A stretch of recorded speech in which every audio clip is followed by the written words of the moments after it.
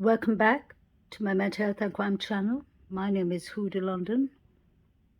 This is the case of the Idaho quadruple murders. This is for entertainment purpose only. A former FBI agent is going to speak a bit about the quadruple murders and behaviors that should be looked out for. More than 5 weeks now, somebody has carried around a terrible secret that he or she, most likely he, slaughtered 4 college students in Moscow, Idaho. And that is not an easy thing to hide from friends and family and literally everybody else every moment of every day. So is it possible that the killer is exhibiting some strange new behaviors these days, giving off telltale signs that would be huge red flags for people who knew what to look for? I'm joined by Robin Dreek. He is a retired FBI special agent and the former head of the Counterintelligence Behavioral Analysis Program.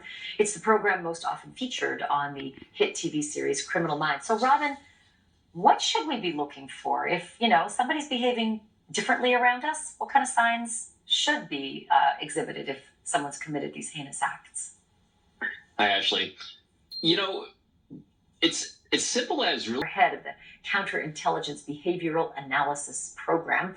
It's the program most often featured on the hit TV series Criminal Minds. So Robin, what should we be looking for if, somebody's behaving differently around us? What kind of signs should be exhibited if someone's committed these heinous acts? Hi, Ashley. It's as simple as really just being present and seeing what deviates from someone's normal behavior. And we've all experienced this. We can always tell when someone's having either a really good day or a really bad day because we pick up a lot of nonverbal cues from these people every single day. The challenge in this situation is more time passes, the likelihood of the personality type starts edging more probably towards psychopathy and a lack of empathy. So we're going to probably pick up on less visual cues than we normally would. I'm going to get back to this in a little bit, but not before I ask you, what is happening behind the scenes right now? There's 2 behavioral analysis unit members that were assigned from the FBI to this case, and it's been 2 since the get-go, and it's still 2 today. So what are those 2 people doing, and what exactly is their work product? The fact that there's 2 is really good, and the fact that they've been there since the get-go is also really good because you want a really consolidated effort of all the information that's coming in so there's not a miscommunication between a lot of different people. So these 2 are at the top, and at the top what I mean is there's 60 other individuals associated with the FBI that I saw, and it is an investigative team, and as your last guest was saying, you have the younger corporal that's kind of leading the bench here, and these people are part of that bench. And so these 2 are taking in all this information, all this data, and they're basing it off of their expertise in looking at these heinous crimes as a career and trying to match up the intel that's coming in, the data that's coming in with their research that on past murders that have been similar-ish in the sense of, quadruple murders and other such things like that. So I look at behaviors of like serial killers like BTK and Golden State. We watched them up close and personal in court, and they couldn't have been more different. BTK was just pompous as hell, so proud, and just seemingly completely unaware of how horrendous he was. I think he just basked in the loveliness of it, even though he had a family, and had this fake life going on that was so innocent looking. But the Golden State was a former cop who just was stoic and obstinate and surly and didn't give up any of the goods. So I'm trying to figure out, how do you get in the head, or how do you profile when it looks like they can be so vastly different? It's actually kind of similar in the 2 in the sense that if you start edging up towards psychopathy like that, it's all about grandiosity. It's how big they can make themselves look, how smarter than everyone else they are, and it's a total lack of empathy that they have, which makes it really, really challenging to see this in the community. It's why these things can go on for a while, because when someone's not exhibiting a deviation from a standard normal behavior that someone that has committed something like this would generally have, that makes it really hard to see. And so that grandiosity starts kicking in, and they might want to flourish it. They might want to get some sort of psychological reward out of this for themselves to say, look at me, look what I've done, look what I've accomplished, look who I'm getting over on this. I totally agree with the FBI agent. As a mental health counselor, I've seen such kind of behaviors with psychopaths. Sorry, I apologize. Antisocial personality disorder is the right term. You do see such kind of symptoms, but not all of them go and commit quadruple murders or murders. But they have that way of the grandiosity. I was just wondering if he's talking more about Papa Rogers. Because whether that was BK or whether that was Inan Hush, it is somebody who's boasting that he knows more about the quadruple murders than we do. That is typical behaviors you'd want to look out for. But then I've noticed one thing. It depends who committed the quadruple murders. If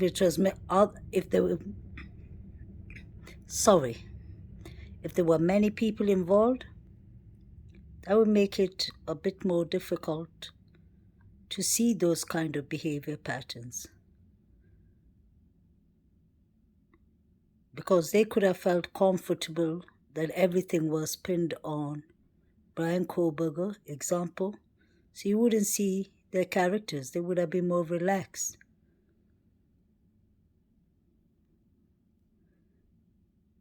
But if any of the college students were involved, I would have been looking out for signs like boasting about, not exactly about the murders, but giving each other code languages like the Venmo we saw.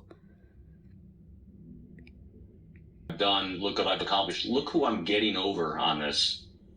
So if I'm the behavioral analyst on this case, how do I distinguish between the possibility that this is a serial killer, because that is always a possibility, or just someone real angry, an old boyfriend, an old girlfriend, a neighbor who hates noise? Like, where do you even begin to find that? First thing you're going to do is try not to have any sort of confirmation bias. So you don't want to be looking for things to try to prove one thing or disprove another. You're just going to be present and take in as much data as you can from all these different possibilities.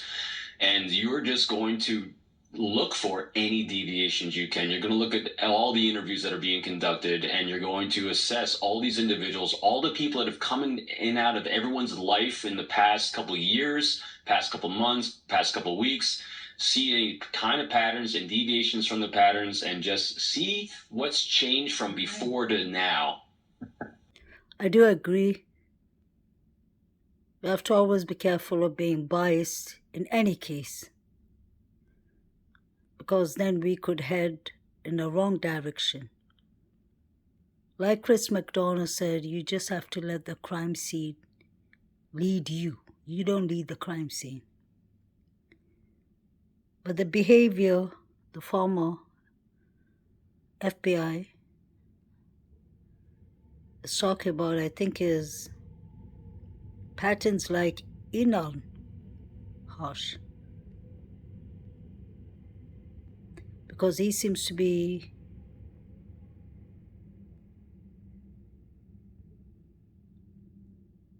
talking too much about this case as a neighbor. First he said that he didn't hear anything, then he heard something. He was trying to distract us with the car. Although I believe that SUV was around, but he kept on talking about it so that he could distract us with that. Inan Harsh mentioned clearly that if he was the killer, trigger warning, he would have gone from the sliding door, because nobody in Idaho, Moscow has their doors or windows locked. Those are the kind of behaviors I would personally be looking for. And things going around the area. Like he just said, I would have gone way back, maybe weeks, a couple of months before, to check the victims' relationships with other people. And that's what we do in mental health counseling. When we do a case study, we go way back, even to childhood.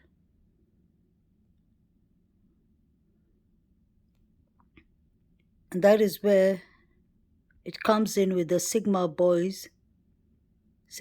Chi boys, and Eaton, the relationship between them, because we clearly heard that they had a fight that night. And that is important, because we know what fights can lead to, especially when people are intoxicated or even possibly on drugs, like steroids, because Eaton was fighting with the boy about using steroids. And we've always heard that it was targeted, it was an isolated incident, it was a crime of passion. That's the reason we have to be non-biased and non-judgmental when we get into a case. Have an open mind. Otherwise, we're going to miss the most important clues lying in front of us. I've said it a dozen times. I'm not saying Brian Koberger did not commit these horrific murders, but I believe that there were other people involved. He didn't commit this within 7 minutes.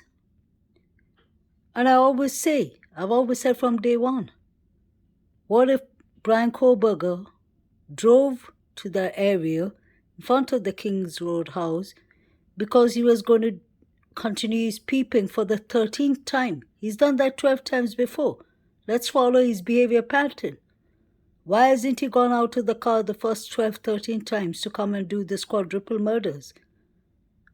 We could see the 3 minors, the number even minors, the under 21, the minors who are drinking, running around before the police stopped them at the Banfield stop. We've seen injuries on the hands, especially Saeed. We've seen one wearing a black glove. Where did they come from? I'm sure they came from around these areas, because there's just a couple of minutes from the house. We have the 4 figures running. Where did they come from? It seems like, okay, nothing to see here. The 4 figures are not important. Let's move on. And now, the prosecution won't share their findings, their roadmaps, their genealogical DNA roadmap. They won't even let Brian Koberger speak to Bethany Funk. She has some valuable information, I believe, because they've sealed the case. And that's unfair. The 3 unidentified male DNAs, 2 found inside the property and 1 found outside. And all the prosecutor, Thompson, can say is, we can't give what we don't have. You had it at the start. It was all over the news. So if you can't give what you said you had, then how are we supposed to believe the rest of the evidence that you'll have? Because they're not showing the evidence, so that's not a fair trial. They want to send a man to his deathbed without any explanation. That's not how it works.